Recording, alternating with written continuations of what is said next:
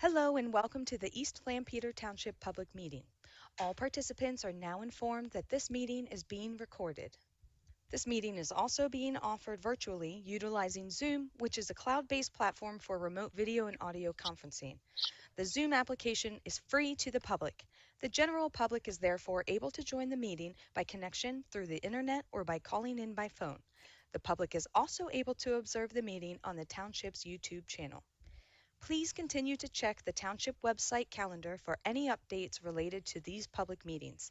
Agendas for these public meetings will also be available on the Township's website. Please be reminded that this meeting is being video and audio recorded and will be posted to the Township's YouTube channel for viewing. The meeting will now proceed with the chairman calling the meeting to order and identifying all other members present in the meeting room and those joining the meeting via Zoom. The chairman will then confirm those members joining by Zoom can be heard.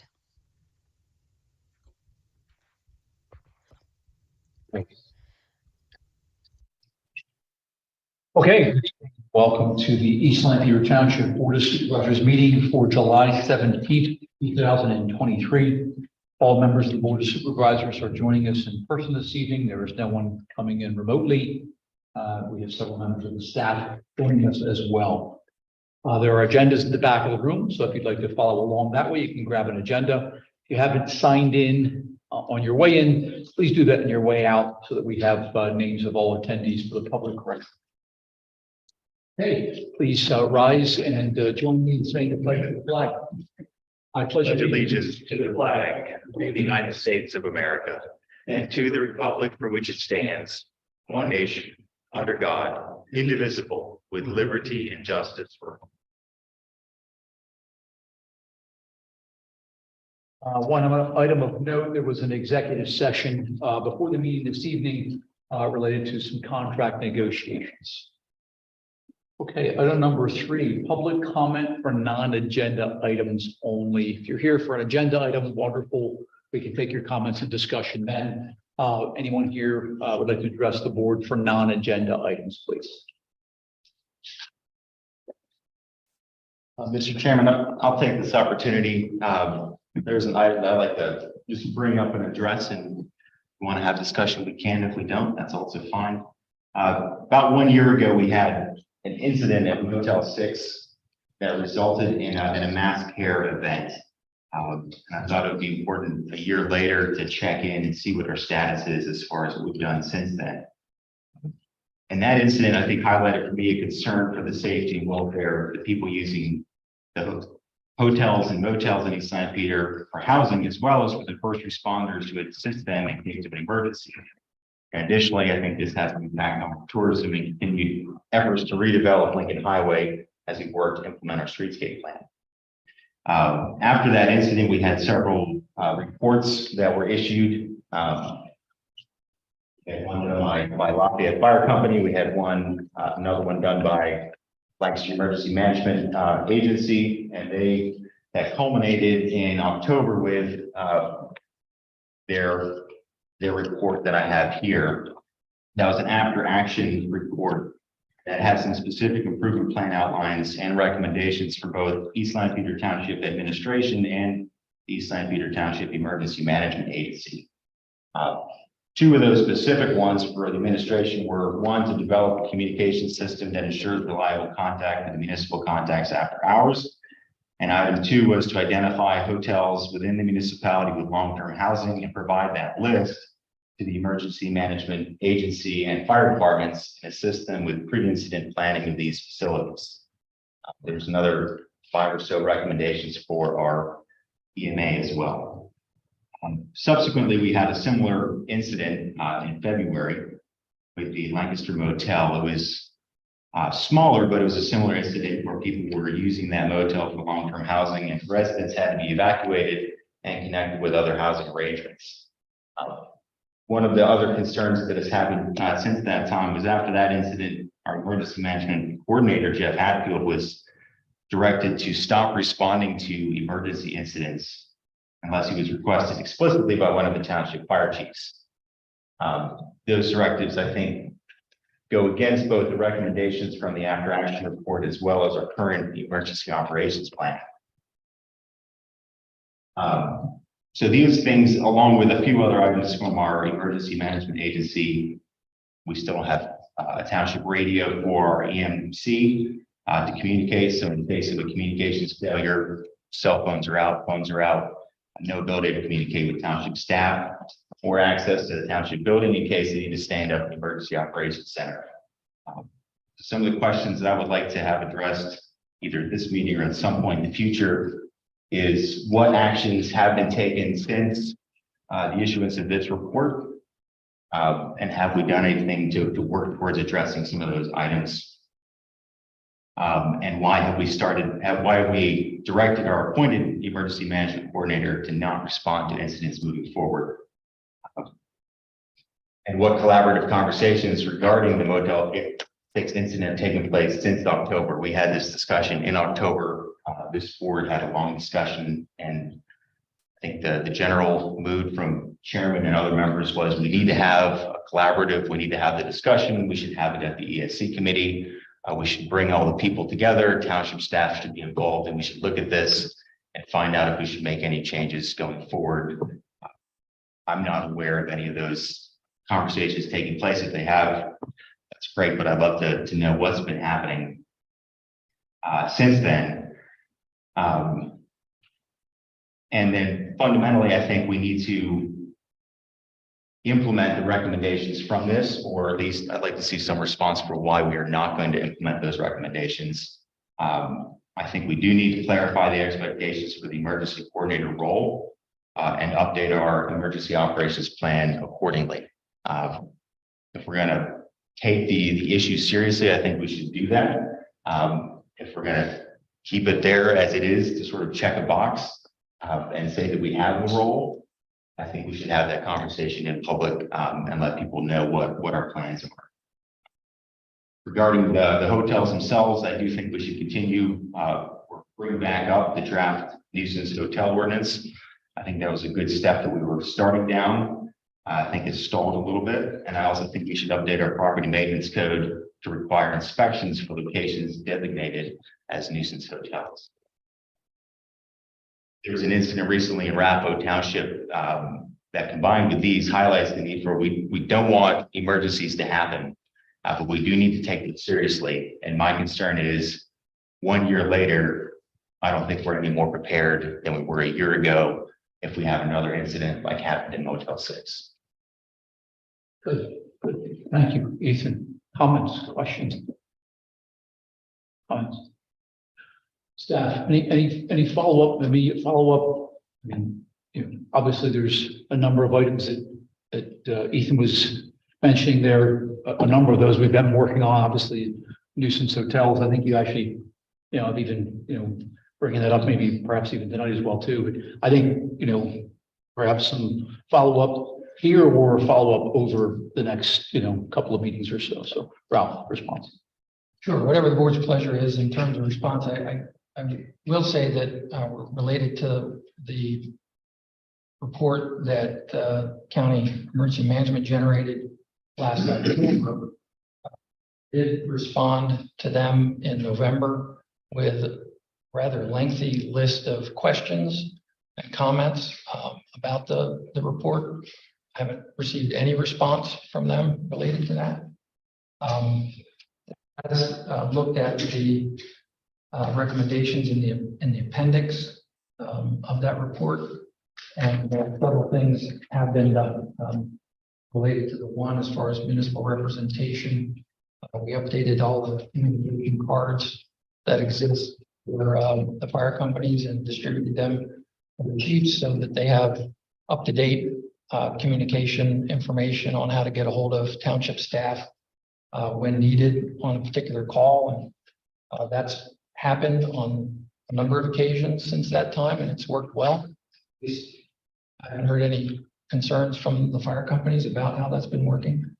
The county itself has a emergency notification system which staff registered for and signed up for. And at times we get notices about emergency events and are asked to respond through that system, at least acknowledge that we're aware of them.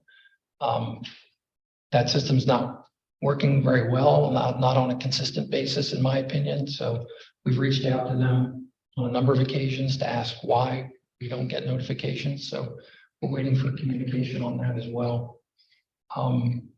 With respect to the conditions at hotels in the township, I think the nuisance hotel ordinance is something that should be considered. It was considered by the board, and at that time, the board didn't feel that you wanted to move forward with it, so it was not moved forward. But we have been looking at that ordinance again and plan on bringing that back to the board. Some of the conditions have changed in the community. The Housing Redevelopment Authority is no longer issuing vouchers or paying through the ERAP program for hotel stays, so that's no longer the case in terms of what's happening out there with the local hotels.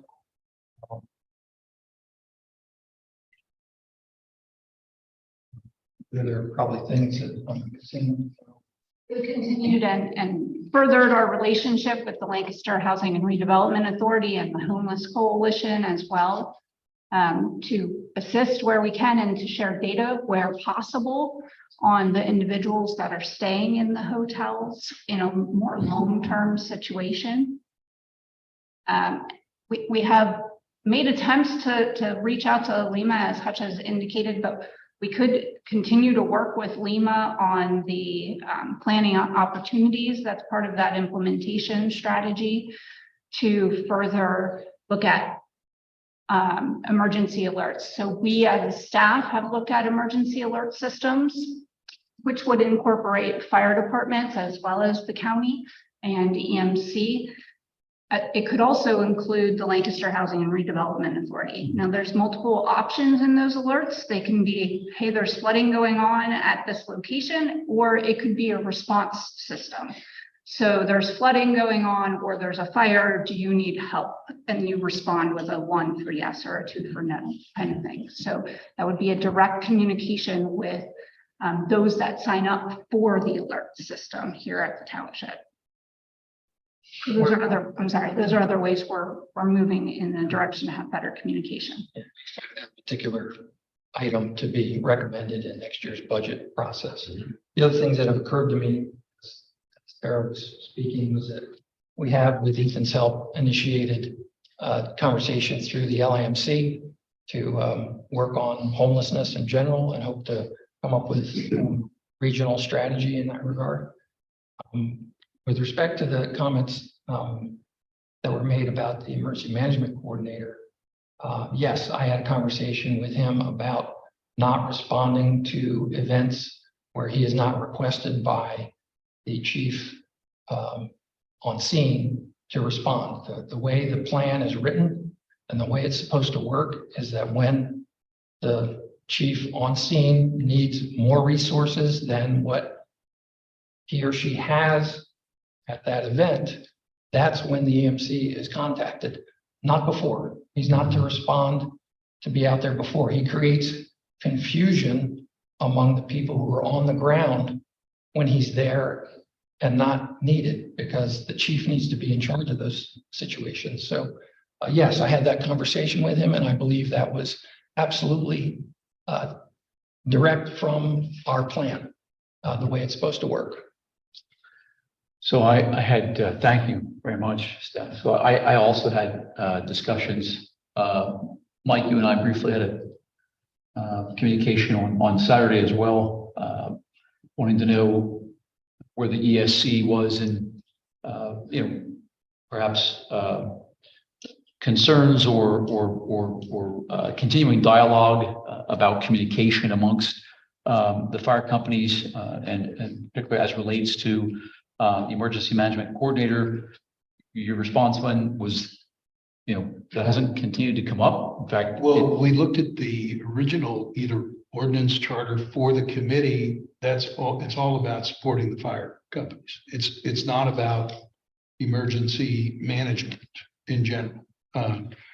Obviously, these things are related to our fire companies, but that's why that is not on the agenda for ESC. Have we not had two incidents, two hotel incidents since the Motel 6 one? I know the extra hotel was one. Thought there was one other. It was the one that required sort of evacuation and rehoming that the Red Cross was called to. Event in winter. The 1728, no, that one is, no, Bridgeport, no. But there have been other residential and non-residential events where that communication system has been used and has worked very well. I know talking to Chief Keynes on Saturday as well too, from Lafayette, you know, his concern is that, you know, we do follow the emergency response plan. He doesn't want the emergency management coordinator, doesn't want that individual to overstep their boundaries, looking for the responding company and that chief to be chain of command to be respected. So his concern is we get too many folks on site who are stepping over each other, and the responding first due, and that chief should be the person who is given the chain of authority. So I think he would echo what Ralph was saying. He doesn't want that coordinator to overstep their authority. So okay. It wasn't the incident too had a lot to do with a communication issue. Working at the school district, had experience in that. You have a chain of who's calling who, and for whatever reason you can't get a hold of somebody. And it sounds like that went front and center on our attention to say, all right, how can we address that and mitigate it so that we have these backups to call whom if we need that. But the chief on the scene is the one in charge, essentially has the steps to move forward if they need more people, right? Or resources too. Yeah. Once you call for more resources, you have a unified command structure. Once you do, you're saying. But you're at So in the Motel 6 incident, our emergency management coordinator was called, and then we had other agencies. Lima showed up, we had Red Cross, and at that point, you're in unified command structure. That's what Chief Keynes was describing to us at our October meeting. Mm-hmm. But one point of clarification, the county emergency management agency, we don't report to them, they advise us. So this is an advisor. We could ignore this and not do anything in it. So I don't know what clarification we need from, or the help we need from them in reading the report is the main one. I think we can look at those first two items. Appreciate Ralph filling us in on what has happened as far as communication cards being communicated to the chiefs. That's good to know. The second one would item for us, which is identifying motels and hotels with long-term housing, provide that list for the fire departments to assist with pre-incident planning, I think is worth doing. And that would be something that we would do with our fire departments. If we need, we wouldn't ask county to do that for us. And I know that Lafayette Fire Company, Brett in particular, was going through plans here at the township and uploading them into their pre-planning system. Now, whether or not he looked at all of the hotel plans, I can't answer that. So at any one point, do fire companies or police department know of the status of long-term hotel occupants? By just sort of being out and about, they might have some knowledge in that regard, but we have no systematic way or program set up at this point to identify those situations. If we did, they're in violation of the township zoning ordinance, and we'd be pursuing issues in that regard. You're talking about a more structured inspection system of those. I think we talked before about by ordinance, they have to have a list of residents or people staying at the hotel? There are things in the nuisance ordinance that would be pointed in that direction. If we would start looking at the nuisance ordinance again, working at implementation, what sort of time frame would be? Looking, there'd be a public hearing on that, and what's the time frame? 3 to 4 months? Yeah, probably 3 months. You know, I'd like to have a draft in front of the board for you to review and consider, discuss. And then if you decide, the board decides that you want to move forward towards adoption, we have to schedule for one of your meetings, a public hearing on that ordinance, and then you could vote on it. So yeah, 3 months probably, that's done. Can I ask this? A mass care event at a hotel that's illegally allowing people to stay longer than they should or not? What's the difference? It's still a mass care event where people need to go somewhere, right? It could be, well, mass care event can be, you know, that's also the definition that I'm not sure if that's just the name of that or it's something in some other publication say mass care, but you know, the owner of the hotel has a responsibility, of course, depending on what the situation is. But if somebody is staying at a hotel that's not supposed to be extended stay, or it's just a hotel that everybody's following the rules, if the same procedures have to be in place to address that. And it almost seems like they're two different things. It really, unless I'm missing something, Ethan, I'm saying, you know, I think that needs to be addressed and we should maybe look at that nuisance. I was going to bring this item up because the discussion of the emergency response and then subsequent planning to prevent any future event like this, we should look at. And I agree with the comments you and Chairman Blowers made at the October meeting that we need to have a collaborative discussion about this. My concern is we have, and I don't want to. There's a whole nother issue, which is housing and emergency.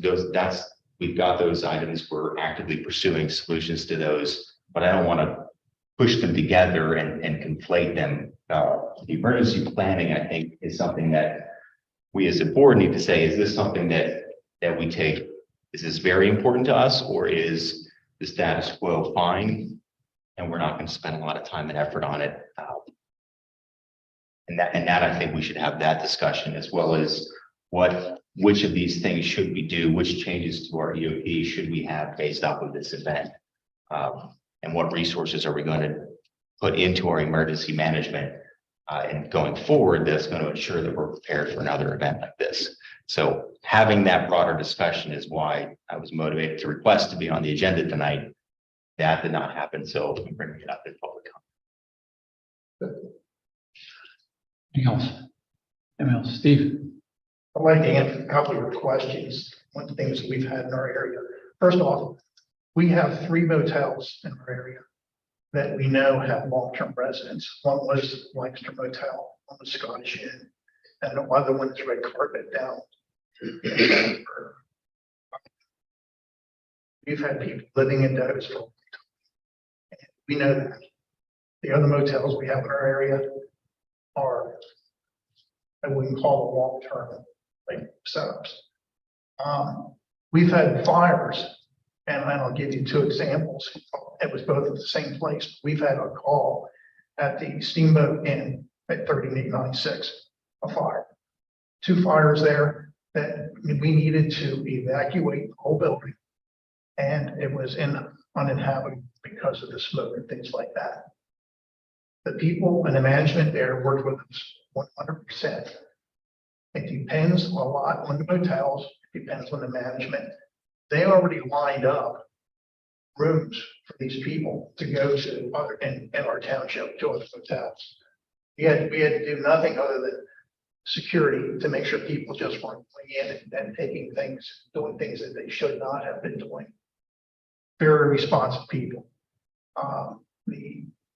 Lancaster Motel. And that's a motel that's been around for as long as I can remember. And I did have meetings with the township staff on that incident, what we dealt with. And it was a smaller scale.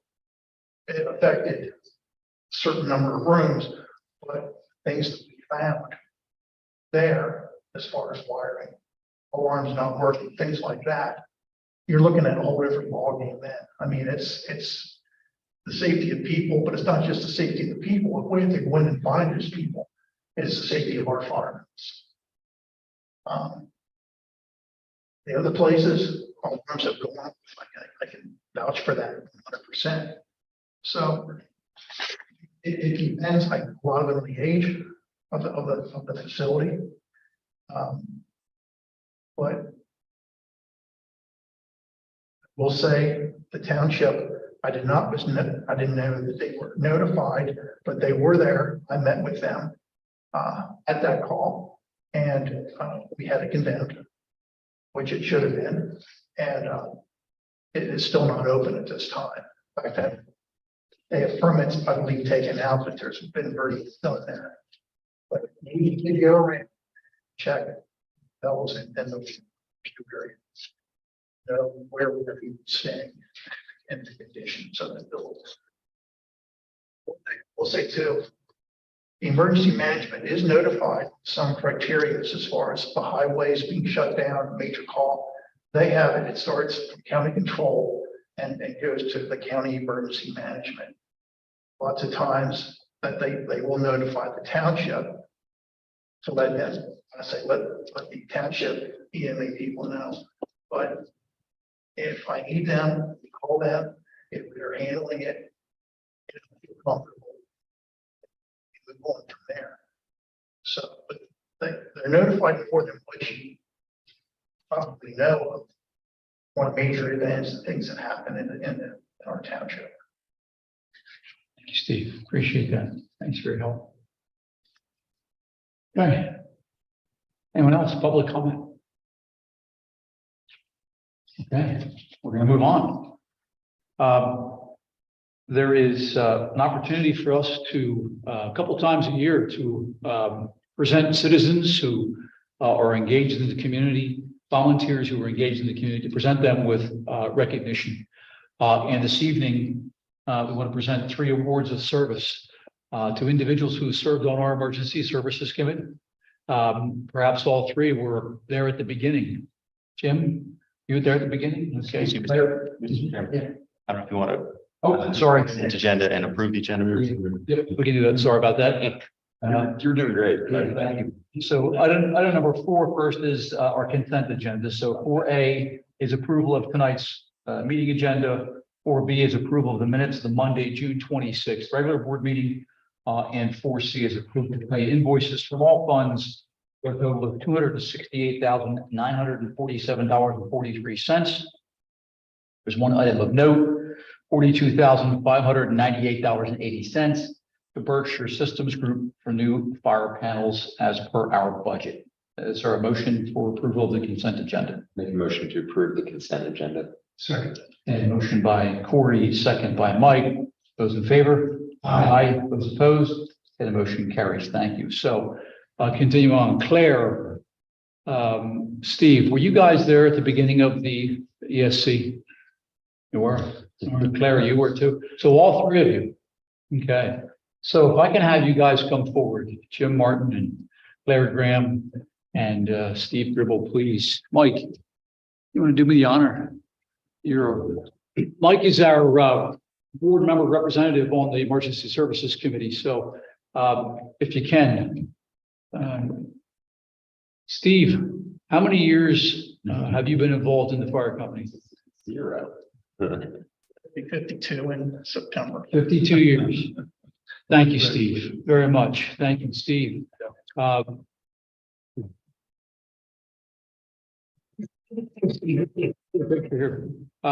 how many years have you been involved? Were you involved with the Emergency Services Committee? From day one. Which is how many years?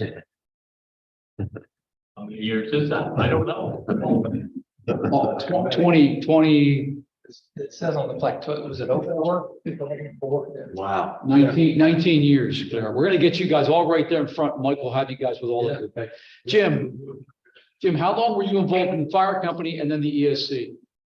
Here at Birmingham, 26 years, ESC, I was off and on. I started 19, at the beginning 19 years. and was off and back on. But I started the fire service when I was 15 years old. Wow. It was about 30 years ago. About 30 years ago. Guys, stay right here, guys. We'll get a picture of you guys. We're gonna give you a round of applause. Mike, get in there with it.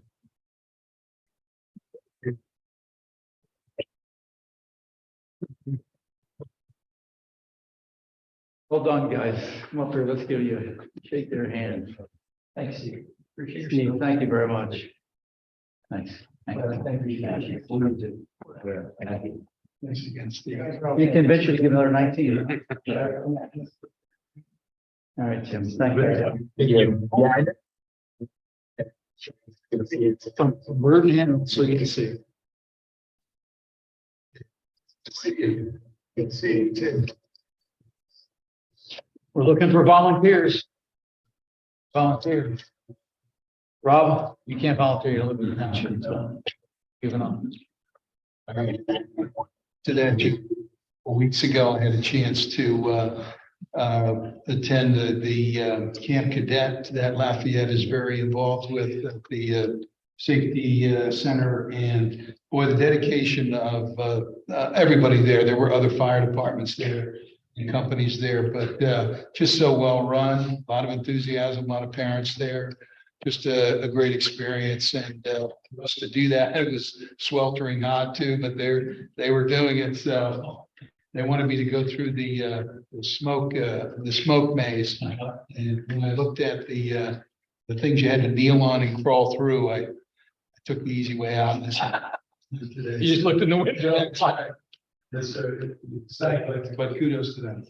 Thanks, Mike. And thanks for your participation, Mike, on the ESD. It's so important that the board, the staff, the fire companies all continue to collaborate, as Ethan was stressing earlier, just the communication, collaboration, building the relationships. And obviously we all look at budgets and equipment and apparatus and the way we spend taxpayer dollars, and obviously contribution dollars that come from volunteers who are, giving money in the community. And East Lampier's got 4 volunteer fire companies in 2023. So it's pretty amazing. So thank you guys once again. Appreciate that.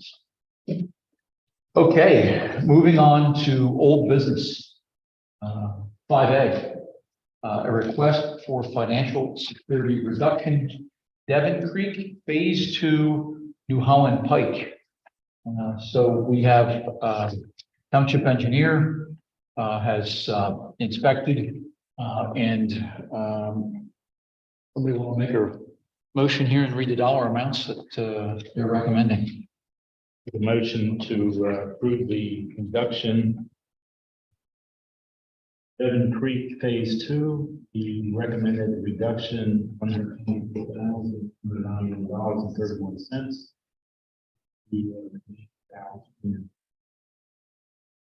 $3,327,028. Is there anyone here on behalf of Devon Creek? None. Mr. Tara, Chairman. Tara, yes.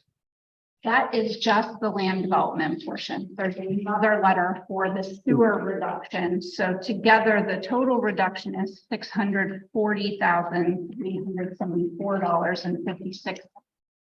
That leaves a total remaining of $2,800,844.75. So that, Roger, that second letter from HRG is calling out the sewer, reduction for the sewer, $516,183.25, correct? Aaron? Right, if you see in the township engineer's letter, it says this includes the sewer numbers, so you need to add them together. Good. Thanks. All right, so motion by Roger, is there a second? Including that, Jim. Yep, great. Discussion.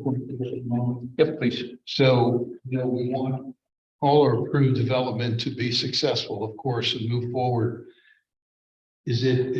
are there major issues that remain with this development project that seem to continue? I mean, maybe they're being addressed, but they're taking a lot of time. Not quite sure what the priorities would be. I see erosion control, maybe stormwater management. Are those the main pieces that really are taking time and careful analysis by us? Are there any other roadblocks to that? They haven't completed the water system that's supposed to be serving that development, so that's a big item. The roads haven't been completed, so those are big items. So it's typical utility infrastructure things that have yet to be completed that we won't release the money until they are. So when you say they're typical, they have to be done for a development of this scale. They're going forward, but we're not seeing like a major roadblock. It's just about, hey, they know what they have to do and it takes them the time to do it. They know what they have to do.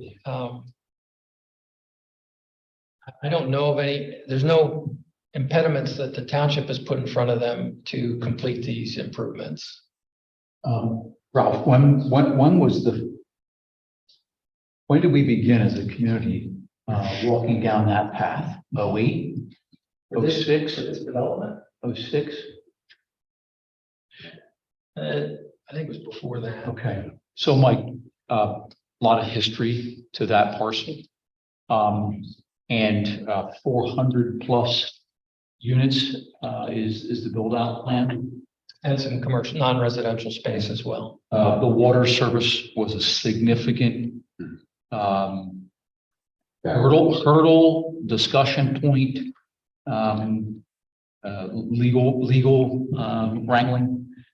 So as Ralph has said, there have been a number of things that have gotten us to 2023, and developers still pushing forward with marketing that, trying to sell, the development. Water service into there has been provided at this point.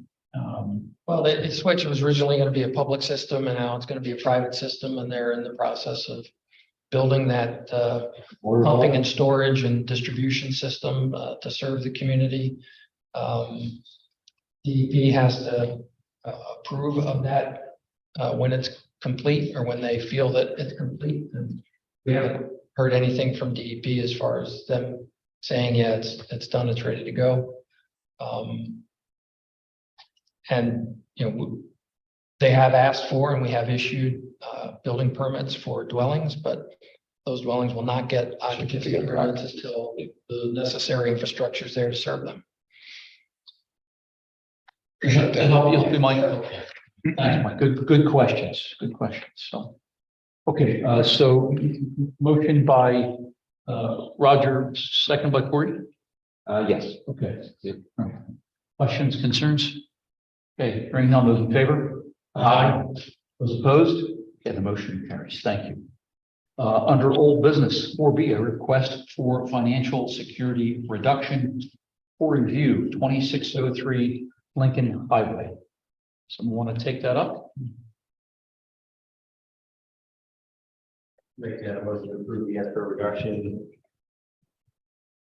from by the recommended reduction amount of $390,270.06, leaving a remaining balance of $5,735. Yes. Motion by Ethan, second by Corey. Questions, concerns? Anyone here on behalf of Corey do? Okay. Those in favor? Aye. Those opposed? Okay, the motion carries. Thank you very much. Okay, under 6, new business, 6A, a time extension for township review and action, Garden Path Soap Land Development Plan number 2309. The numbers are off because we added 5. So this would be really just, I don't have it. 7A. Looking, man. Okay, exactly 6 months. 1 month left. So 7A. So we have Garden Path is granting to the township at this point, 90 days? Yes. 90 days, okay. Takes us out to when? We suggest you do 91 days so that it takes us to a board meeting. Their letter doesn't say 91 days, but I know you noticed it. Okay, all right. So 91 days out to the October 16th, 2023 board meeting, correct? Yeah, is there anybody here? Anyone here on behalf of? Okay. All right. Motion to approve the time extension, township review and action for garden path soap land development plan 23-09 at 2533 Old Philadelphia Pike, recommending an approval of a 91-day time extension. A motion by Mike, second by Roger. Questions? Hearing none, those in favor? Aye. Those opposed? The motion carries. Thank you. 7B, time extension for township review and action, Aspen Home Land Development Plan number 23-10, 220 to 222 Pitney Road. Anyone here on behalf of this? Okay. I'll make a motion for time extension for township review and action, Aspen Home Land Development Plan for 91 days. Okay, motion by Corey, second by Ethan, takes us out to October 16th as well. Okay, all in favor? Aye. Those opposed? Motion carries. Thank you. 7C, revised stormwater management plan number 23-12, 834 Willow Road. Rob. Good evening. My name is Rob Lesninsky. I'm with RAV Associates. I'm here to present the stormwater plan. That's actually Joseph and Angela Hess are the owners of the plan. This plan was before the board in 2017. And obviously the house was built at that time. They started construction on the house this year and started to make some changes to the layout. Mainly the original house had a garage underneath the house. They decided to have the garage that they'd like a detached garage next to the house. So I highlighted the plan, basically just a driveway that comes down. The house would be located in this area. There's a detached garage over here and then turnaround area. The result of the changes was an increase in the impervious area. We did a revised stormwater management plan. We revised the stormwater basin that is slightly larger than what was there before. Fairly simple plan. Happy to answer any questions that you have on that. You've seen the township engineering letter, Rob, of June 29. Yes, can I see that letter? Okay. And then we have your letter of July 11th. You have a June, okay. Yes, this is the same one. This is the latest one. Okay, so your July 11 letter is addressing those items. It is, Okay, yes. okay. But if you have a copy of our, I don't know if you get copies of our response letters. Yeah, we have that. Yep. Everything. Yep. Yeah, so we responded to that, no problem with the comments. We did not get a response, obviously, on this one. We just submitted it to the engineer. But I believe all these things are taken care of. If not, we'll revise it as needed.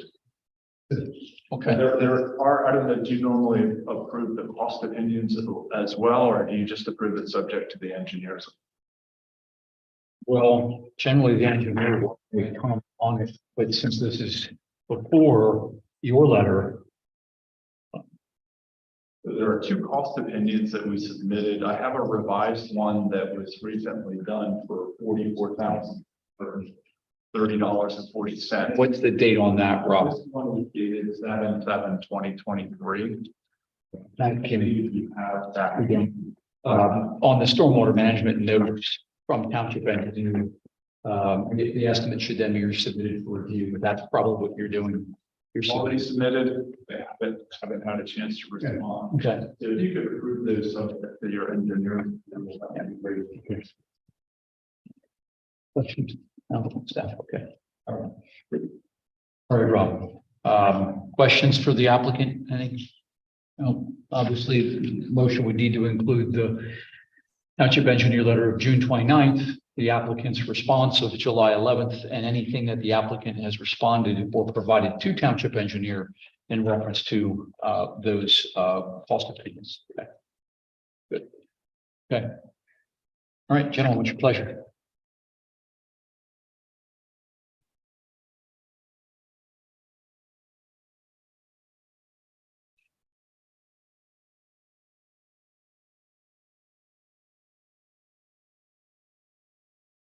Want to take a whack at it?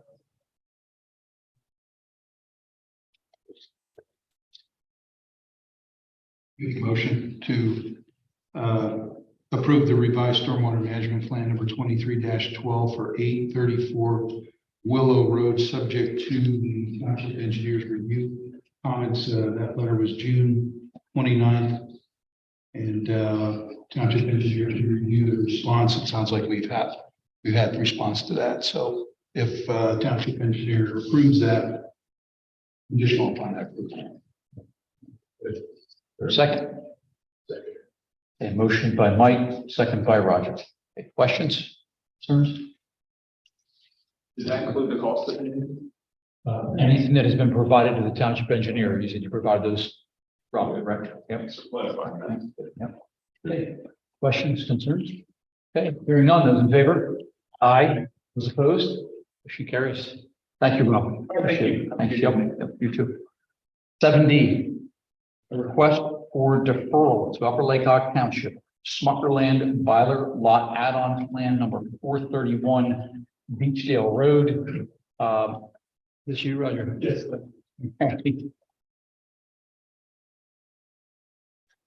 Smokerland would be the owner of the farm located at the northeast corner of the intersection of Church Road and Beachdale Road.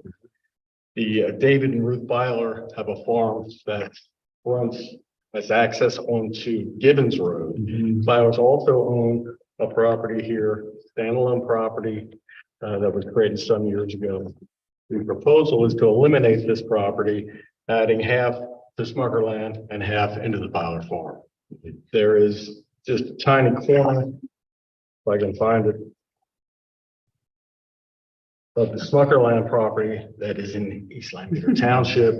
We're throwing a deplotting. We're not doing anything down there. So we're hoping that the board will approve this referral. Our planning commission has recommended the same, so, okay. Request for deferral for Lake Hawk. Make a motion request to approve deferral to Upper Lake Hawk Township for Smuckerland Byler Lot Add-on Plan 431 Beachdale Road. Second, okay. Motion by Corey, second by Ethan. Questions? Up for me. Questions, gentlemen? Okay, those in favor? Aye. Those opposed? Larry, thank you so much. I'll make on say hi. Thank you. Okay, action item 8, action item A. An ordinance is to a 25-mile-per-hour speed limit on Clayton, Plymouth, Meadowview, Susan, and Reese Avenues in the township. Yes, this was motivated by residents and neighbors on originally on Clayton, and in looking at the conditions down there, staff felt that it may help the conditions and improve safety if speed limit was established on Clayton. And in looking at the entire neighborhood, there's no speed limit on any of these roads currently. We included all of those in the ordinance, and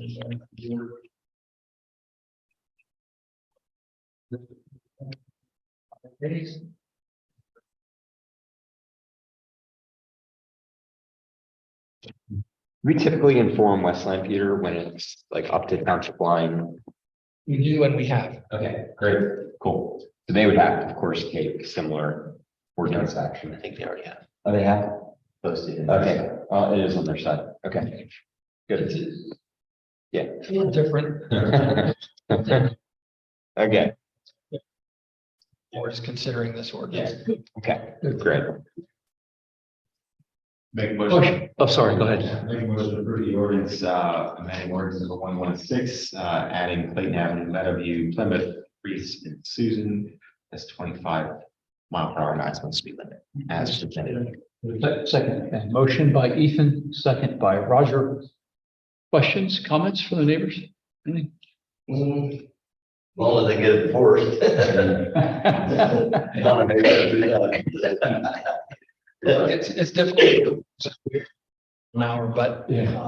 without the signs there, it's impossible. So First step, but like 70% of other laws in the country, they don't hold much unless the public is actually conscious of the fact that they're breaking laws and they self-rule.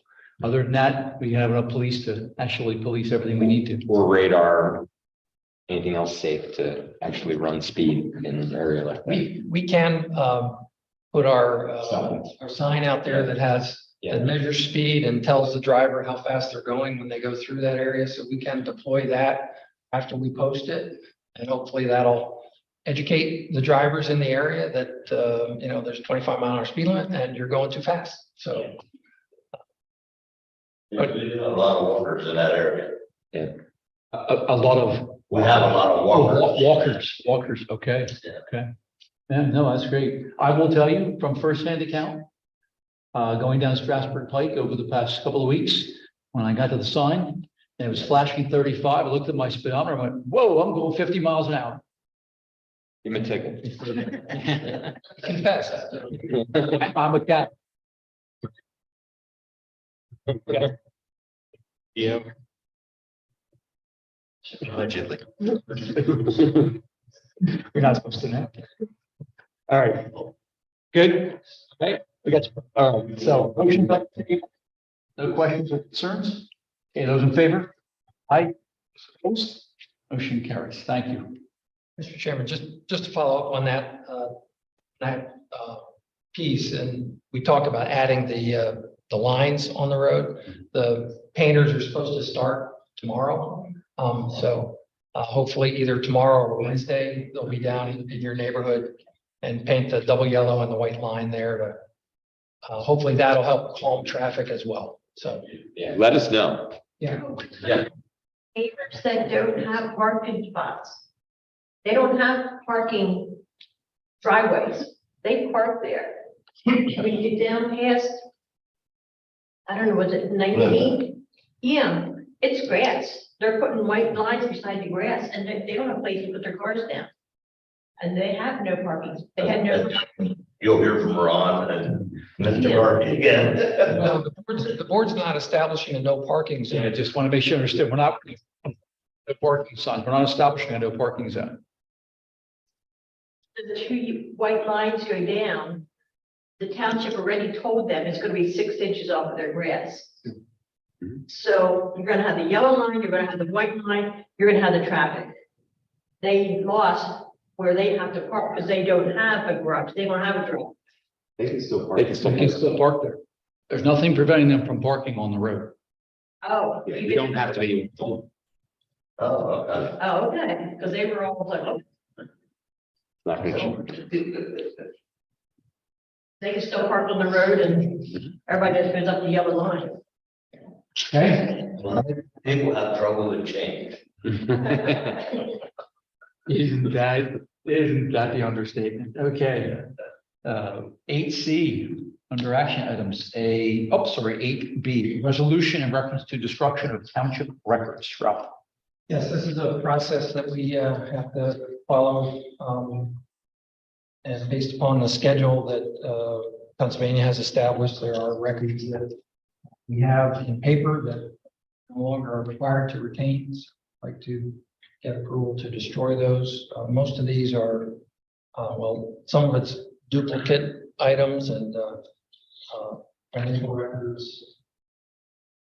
So we're trying to make space for staff additions, and so we'd like to destroy these with your approval.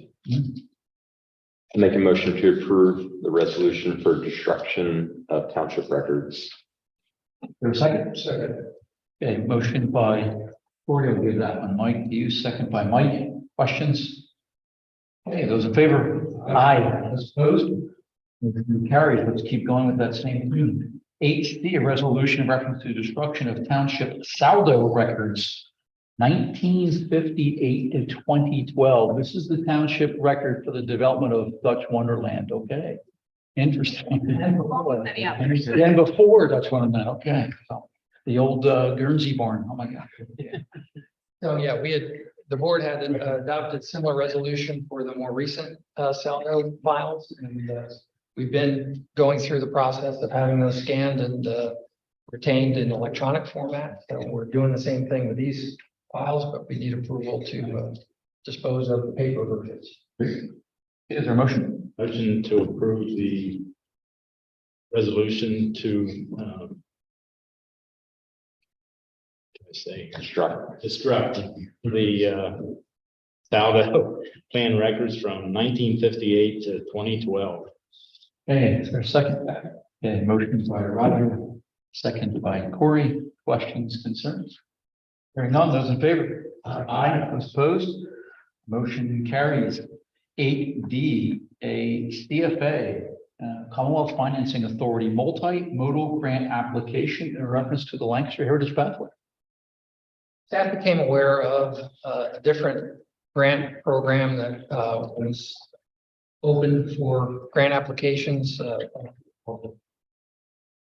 Transportation alternatives, and we looked into that and got some advice from the consultant who helped us with the DCNR application for this project. It's the same project that we're talking about that would extend the heritage pathway and the proposed equestrian facility to the east on the PennDOT right of way that's been called the GOAT Path, from where it's going to end at this point behind the College of Health Sciences, all the way to the township line in the vicinity of Geiser Road. After those discussions, it was recommended that we consider the Commonwealth Financing Authority Multimodal Fund application program. And that's open until the end of this month, which is a short time period, but we've talked with consultant at McMahon Associates, who we've been working with on the streetscape program, and they feel that they can get it submitted by then. The ask would be for a $2 million grant. The CFA multimodal is a 70-30 split, so the township would have to come up with 30% of the cost based upon the cost estimate that was done back in the spring for the DCNR application. It's about a $2.8 million project to build what was recommended and what was conceptually designed at this point. So the cost of the consulting services to get that done is going to be roughly $3,500 to $4,000.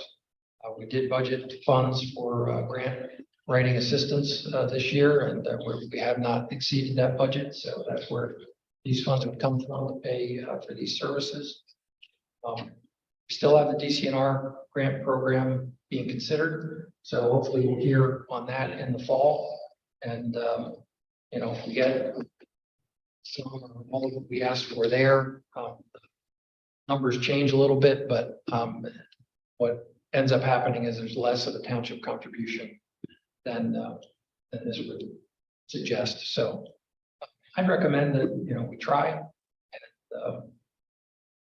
if the project is something that the board feels strongly about and is a priority, this would be a good way to try to get it done.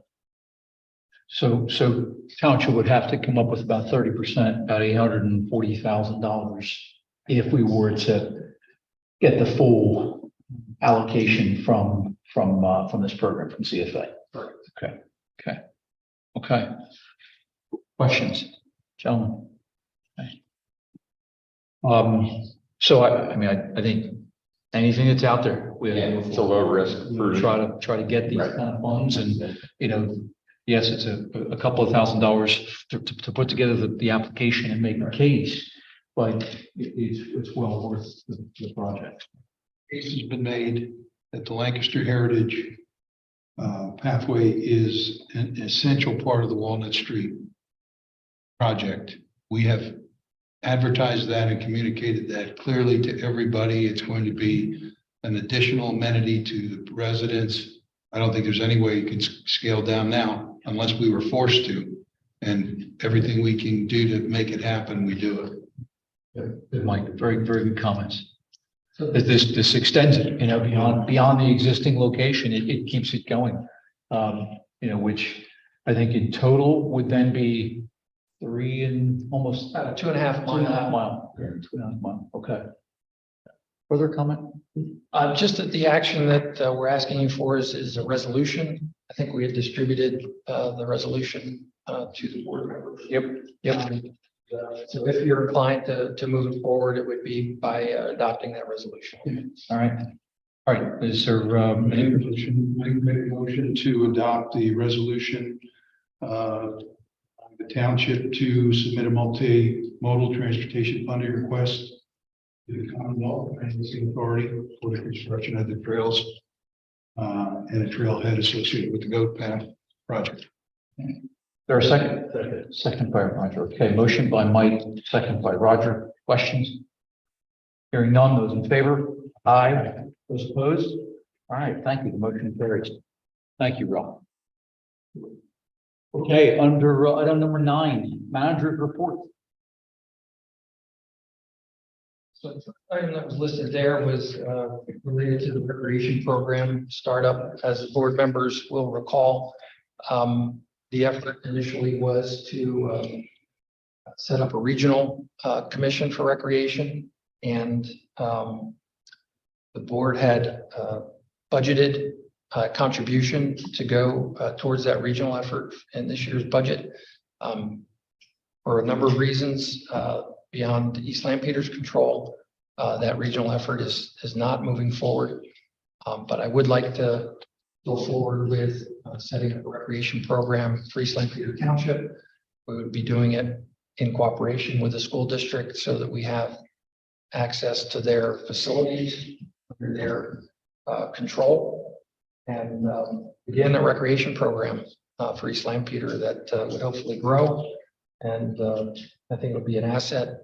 The regional plan received a lot of public input on sorts of things that the community was looking for, and recreation programs was very high on that list. As we were working through the regional effort, there was additional survey work that was done, and there were a lot of ideas and suggestions and favorable comments toward establishing recreation programs. So I think the community will receive it well, and I think it'll be beneficial. So if the board is willing, we'd like to go forward doing that. It's a little bit different than the reason you budgeted the funds. We did create a draft budget, which has numbers that would, on an annual basis, be a little bit more than what you had budgeted for this year, but would not exceed this year's budget because we'd be getting started. There's a position description in there for the director, as well as an advertisement that we post to seek qualified and interested individuals. So we're ready to move it forward if the board is. Thoughts? Yeah, I mean, I'm completely for it. I would hope that we are so successful a year or two from now that Upper Lake and West Earl are asking to come back into the mix. So I think we should keep that, I think we all would agree with the statement that we should keep those options open and keep the door open for either of those two municipalities to join in one way or another. See what happens. Yeah. And I appreciate the school continuing to stay involved, and as Hutch said, they're, they have the fields, right, for sports and for other things, and, clearly also communication with, many families for school age children. So, yeah, so I'm all for it, and we have to start somewhere. Yeah. I think another component to just bring to the public's attention is this could also be adult events. Absolutely. Absolutely. As Yeah, we have the plan. more Yeah. seniors, in the community, Walking paths, paths, walking paths, the trails, as Mike just mentioned. Yeah. We're looking at, the extension of the path from Strasburg Pike over to Oakview. We're incorporating more walkability, multimodal throughout the township. And I think, there's opportunities yet for us to even know maybe this individual will come up with to bring, more active, options for people in the community. The youth summer rec programs go without saying that there's just tremendous value to that. So it is an investment on behalf of the community, but we did plan for this in a much larger, scale. But I think with the school district still supportive of it, I think we good idea to keep moving forward. So thoughts, More activities for kids, Yeah. better, more activity, underline that. especially physical, Yeah. outside activities. Okay. All right. So, I don't know that we need to take any particular action. There's a budget for it. It's a slightly different way to use that budget, but I was basically looking for reaction from the board members or concerns, questions before we step off and do it. 2 thumbs up, let's do it. yeah, 2 thumbs up, says Ethan. 2 thumbs up. Let's do it. That's hitchhiking thumb up, I guess. So. Okay. Yeah, I know. Feels good. The HVAC working. I got yours. I It can go. No, I can feel it. I can feel it. Kick on. Yeah, exactly. 3 shades of red of vinyl. Sorry. Go ahead, Ralph. Yep, keep going. So I put here, possible actions to address panhandling. Panhandling been a big topic that's come up at your prior board meetings. So internally, we've tried to brainstorm a little bit and come up with some thoughts. They were just looking for, again, board reaction to some of these thoughts and as to whether or not they have any potential benefit. So one of them was to further engage with panhandlers, those who are panhandling, and provide them with some written and verbal direction regarding what they can and can't do when they're panhandling. Things like you can be on public sidewalks, but you can't be on the road in the travel lane. Could that be done by the CSA or does that have to be an officer? Sure, we could do it through the CSA role or through officers. It's going to be kind of as they have contact. Sure. Yeah. To take advantage of those opportunities. So it may end up being more police officers. But Sure. could include CSA. Yeah.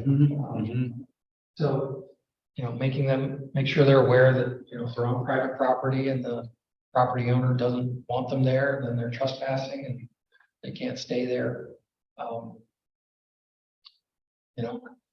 If they're doing things contrary to what they're allowed to do, then they're going to be subject to citation or arrest. So, the hope would be that, what they're permitted to do, they would be doing safely and wouldn't interfere with traffic or others in that space. So that was one idea. The other sort of related to that would be to engage with property owners where we're aware that panhandling has been occurring on their property to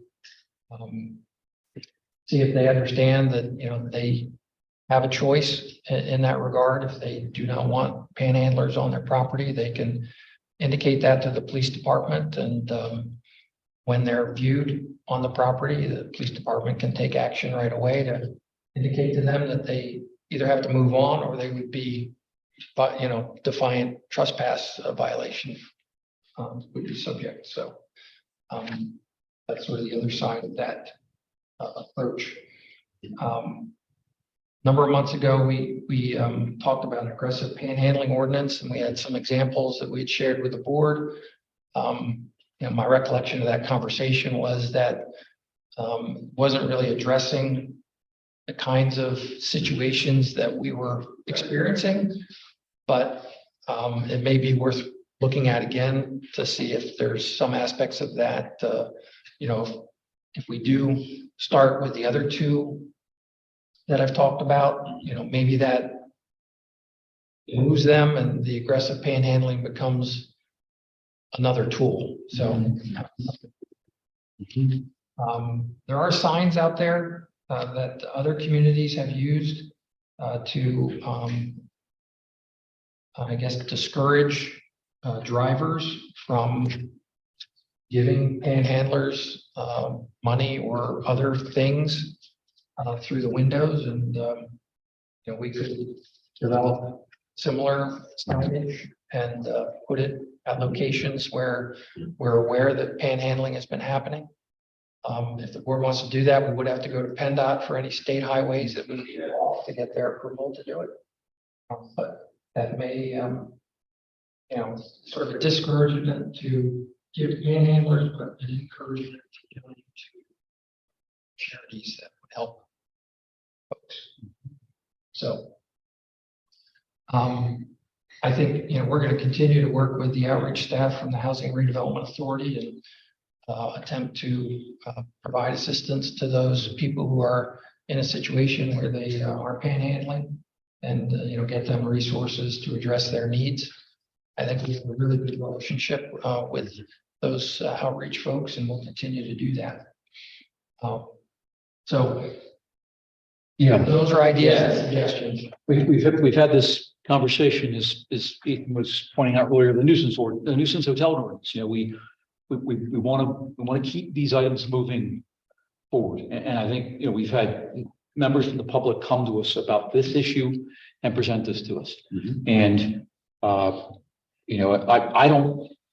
I'm not opposed to any of these items. Are they all together going to help us address this? Somewhat. I think, it still comes down to, are there members of the public that are going to hold back and not contribute, directly to someone and direct their funds another way? That's probably the thing that stops it. When you don't have someone handing you something anymore, you go on and you find another avenue for getting these funds. So thoughts, gentlemen? Yeah, I would focus on the first 2 points first, right? Engaging with the panhandlers, written verbal direction, hopefully using the CSA or police officers while in their normal, work. And then also engaging with the property owners to inform them. And then lastly, the County Housing and Redevelopment Authority, they would be my top 3. I think they're the easiest, and I think we would potentially see impact from those first 2 the most.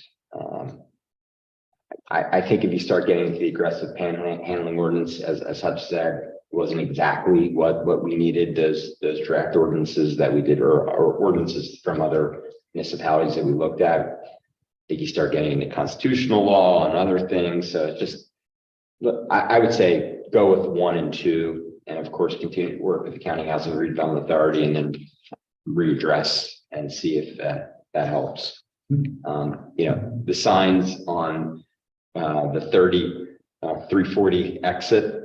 I can only imagine a conversation with PennDOT, trying to get one of these signs up. So, and we're not gonna be able to get a sign on Walmart's property, right? That's private property, right? So to me, those are the 2 areas that I see folks standing at the most. And I think those would be costly for us to, or time consuming to go after, at least the PennDOT one, and likely not get approval. Unless you guys think PennDOT's going to say, sure, put a sign up on our right of way. I don't know the answer to that. I haven't pursued that. It would be the same at the Walmart location. If it's not on private property, it'd be a 462. Okay, on the 460, yeah. It'd be their involvement anyway. So I don't know. It's up in other communities. I know that downtown Lancaster has some signs in a few places that may be on state highways. But I don't know the answer to that question. Is the pork chop at Walmart, is that pork chop PennDOT's property, or is that Walmart's property? Okay, the easement is somewhere in the middle of that pork chop. And it goes, the right of way for the highway goes through that area. Okay. I'd go with the easy ones first. Additional thoughts? Case management is the key. You have to meet with people and find out what their stories are and where they are. I've had the chance to be with people from Water Street Mission and others who, have commented there's people with real needs there, have addiction, they have mental illness, and there's rings. And there's people that are doing this because it's a way to make money. And it not necessarily associated with an issue. So you don't know that until you're meeting with them and you're learning about them. I've called several times about the group that shows up suddenly in the middle of an intersection. They all have vests on and white buckets, saying they're from an organization that's trying to help homeless teens. And as soon as you talk to them, they all take off. I mean, that's just a racket. Let's call it that. But, you know, somebody who's really, I had a chance to talk to the one woman who's she's at Walmart there a lot. I was just talking to her the one day, and it was clear to me she had a lot of problems, you know, but she's got something that is providing her with resources, and she can get on a bus and get back up to the economy hotel or inn. And, you know, it's a sad situation, but we've had two people here come before us that I can remember that have said, I've witnessed the aggressive panhandling. There's no tolerance for somebody slapping somebody's window. I could see my own wife being terrified if she were approached by someone like that. And we don't hear it a lot, but I know we had two.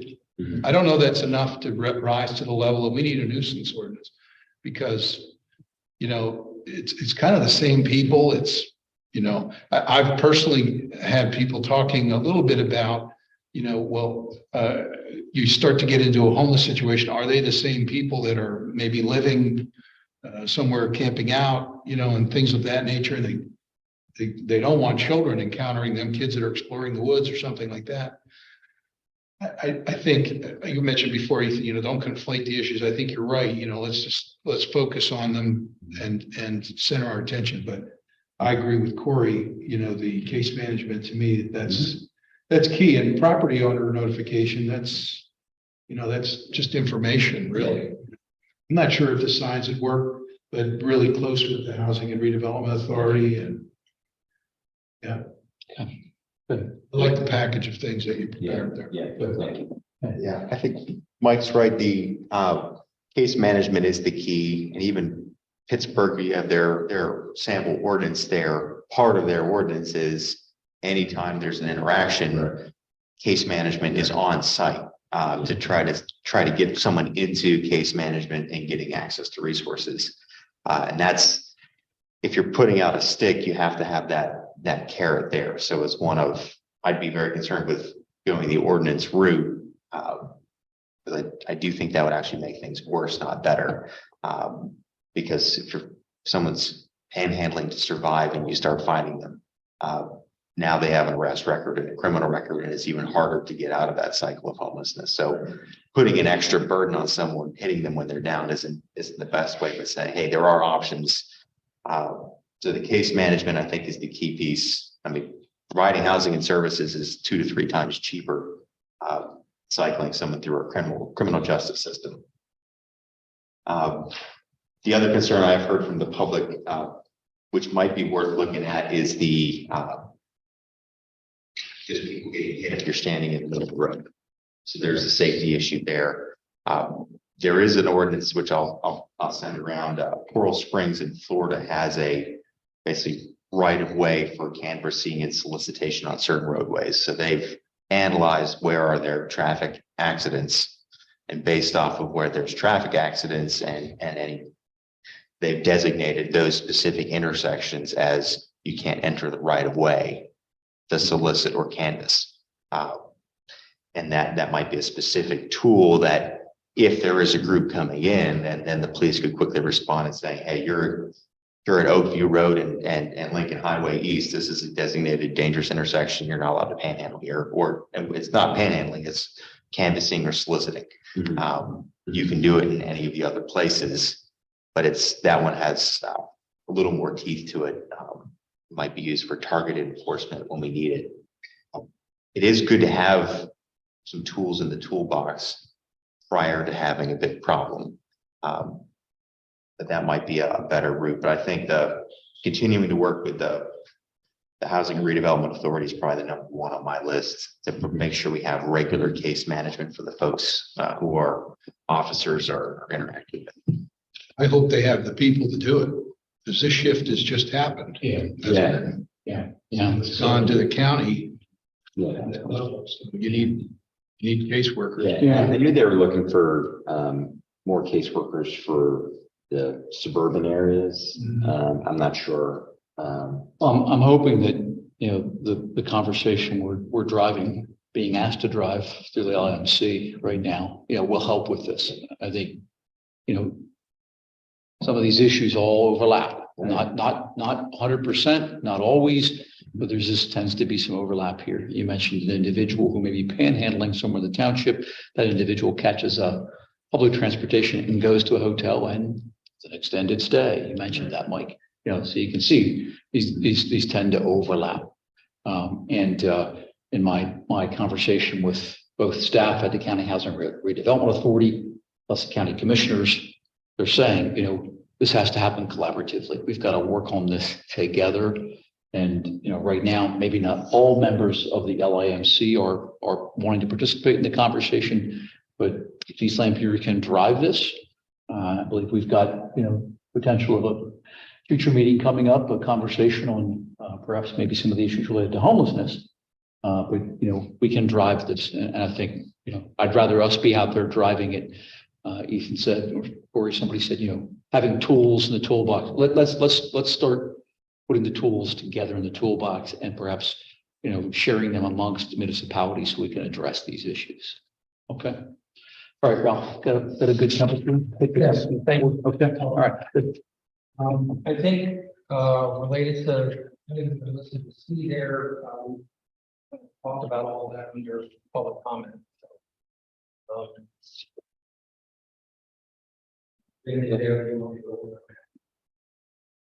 Good, keep going. The county has opened up another ARPA grant program round. Second and final, I believe, round that they're going to have for distribution of the ARPA allocations that they received. The sewer authority has decided that they're going to pursue funding to assist with a possible extension of sanitary sewer service on Strasburg Pike. So that application is going to go in from the sewer authority. I did provide you with a copy of the guidance that the county issued. And the sort of emphasis that they've got on the objectives, infrastructure, and water, public safety, technology, workforce development.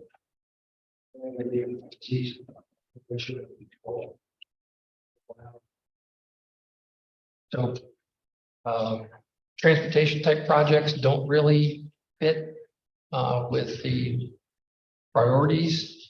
So I don't think if any municipality was going to submit something that was transportation focused, that's going to score very high for the commissioners. But if there are other projects or items that you feel we should pursue, we have till the end of August to make application. They're doing it as a rolling application process. So as applications come into them, they'll be making decisions about those applications. But they're not, as I understand it, they're not going to take any applications after the end of August. How much remains? How much is it? They said they were going to allocate about $6 million in this route.